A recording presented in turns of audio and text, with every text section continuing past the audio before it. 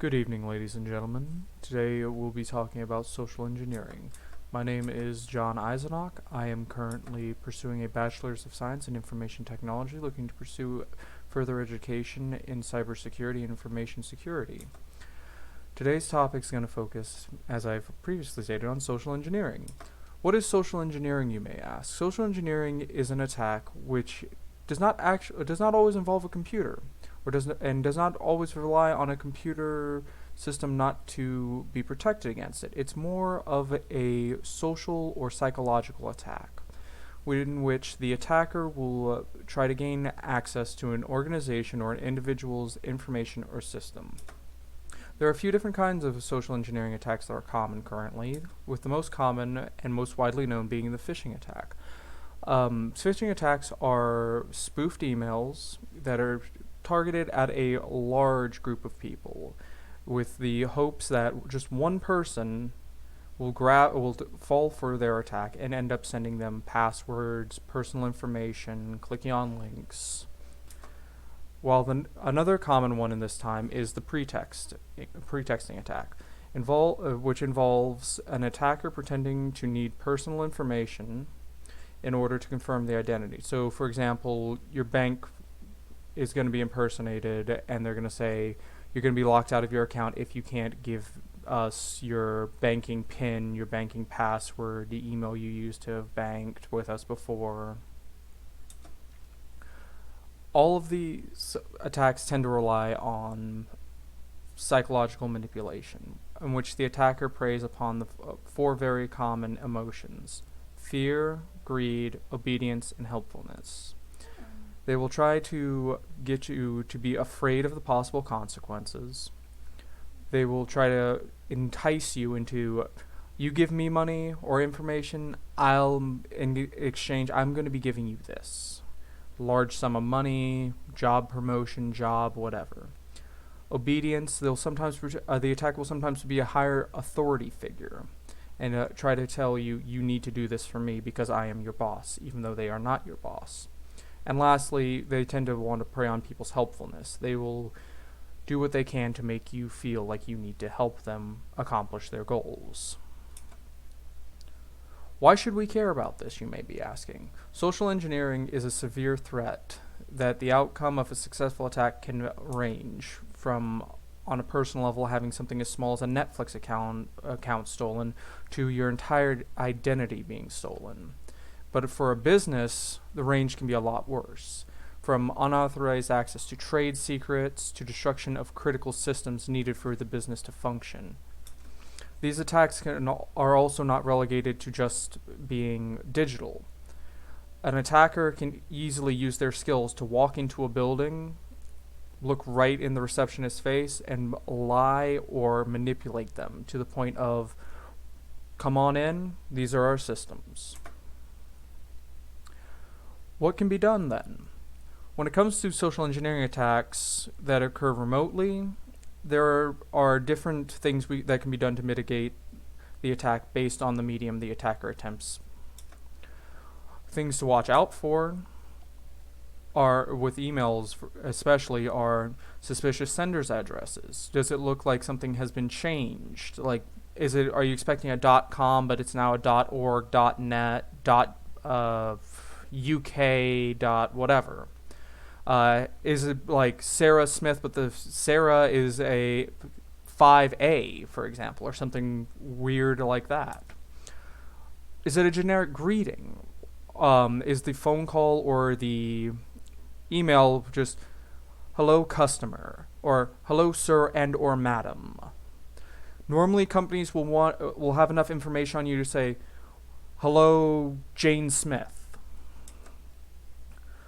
Another common one in emails as well as text messaging is spoofed hyperlinks or spoofed websites. You can often tell these by hovering over the hyperlink if you're on your computer and check to see if what pops up matches to what you're expecting. So if it's like supposed to direct to Netflix, for example, but you hover over it and the little dialog box that pops up ends up saying http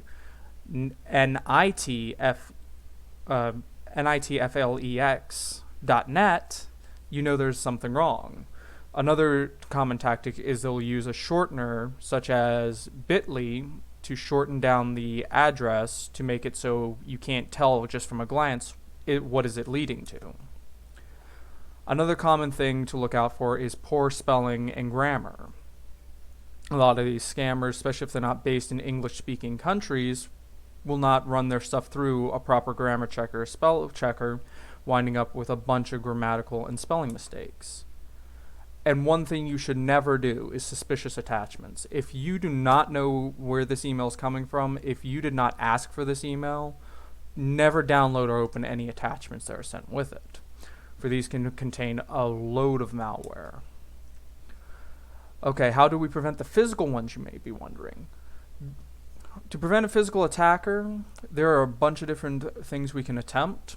Some common ones are to educate the employees about asking questions and who should or should not be in their work areas. To protect critical systems, files, and areas that hold trade secrets, we should put them behind multi-factor authentication. For example, with logging into systems, you should have some form of maybe physical USB you have to plug into the machine to authenticate that, okay, password plus this is the correct user. For getting into restricted areas, maybe biometrics, maybe a fingerprint scanner, iris scanner, something along those lines, depending on how critical what you are storing is. Another big one is to keep antivirus and anti-malware software up to date. Going back to, say your employee accidentally does download or install the link, so this can even apply to non-physical, it might try to inject malware. This would prevent that. A physical attacker could also get in and try to use a thumb drive to inject malware on the hardware level, which this may help prevent. Another good thing is after you've had all these security efforts put in place, you should hire penetration testers to make sure they come in, make sure, okay, is our security actually doing its job? Where are we failing? Where should we make improvements? Who should care? Well, the average individual will not need to care about how do I prevent someone from walking up and talking to me to get my information per se as much. They will, but they won't need to as much. Everyone should be aware of common email, text, and phone call scams that people are trying to use to get their information.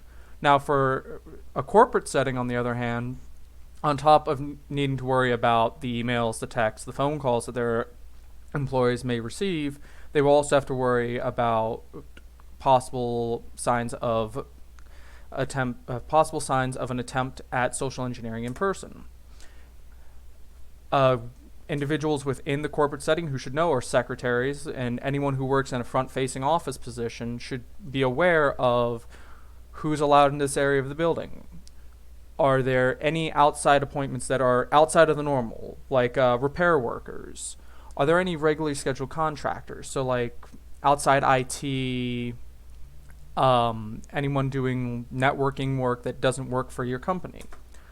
Security personnel should know at all times who exactly is allowed in which areas, and should always be on top of anyone who is not a regular employee coming in and out of the building. Management should always be aware of possible work going on within their departments.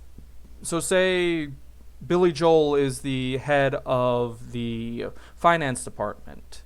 He should know any possible work being done to finance department's computers or anything within finance department. There should be no new people in his department that he does not already know are going to be there, why they're going to be there. And if he sees anyone, he should know, okay, just in case this is legit, let me go and ask questions. If he is unconvinced, he should always contact someone higher, just in case. So in conclusion, within the world of cybersecurity, the threat of social engineering is very real and very big. With cybersecurity, we have to worry more than about just the individual computer. We have to also worry about the individuals involved. So depending on the individual, they might not need to know every aspect of every physical aspect of social engineering, but everyone should know at least about the non-physical, the phone, the text, the email, common scams that are used to try to fish out information. While those who work in organizations, especially front-facing security and management, should all be aware of what all goes into physical social engineering and how to prevent that. So that is my presentation, and these are my citations.